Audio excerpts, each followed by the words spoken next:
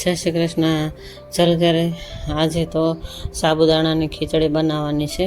જો બોઇલ કરીને બટેટા લઈ લેવાના, અને કાચા ટમેટાં પણ મેં લીધા છે થોડાક, અને પાકા ટમેટાં, કાચા ટમેટાં એને ઝીણા એવા સમારી લીધા, લીલું મરચું અને આદુની કટકી અને લીમડાનું પાન, અને આ સાઈડ માંડવીના દાણા, પીનટ કહેવાય ને એ.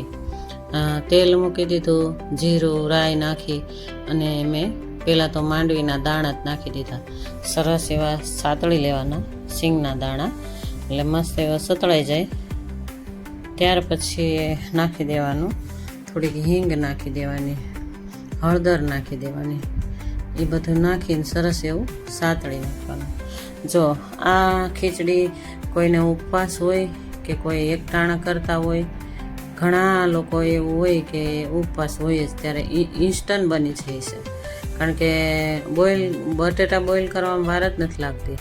જો મસ્ત એવા વઘાર કરી નાખવાનું. બટેટા બોઇલ થયેલા હોય ને એટલે વાર જ ન લાગે.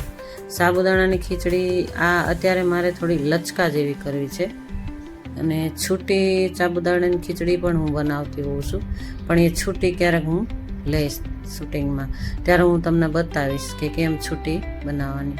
જો આ ઉપવાસ માટે બહુ સારી, અને મસાલો કરી નાખવાનો. ધાણા જીરું નાખ્યું, હળદર તો આપણે પહેલાં જ નાખી દીધી, અને સહેજ એવી ચટણી નાખીને સરસ એવું હલાવી નાખવાની.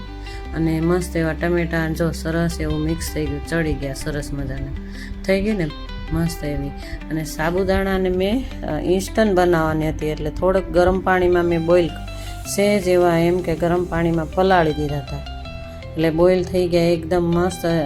સાબુદાણા થઈ ગયા ફૂલીને મસ્ત એવા, 1 કલાક જેટલું જ પલાળી દીધા હતા, તો સરસ એવા સાબુદાણા થઈ ગયા.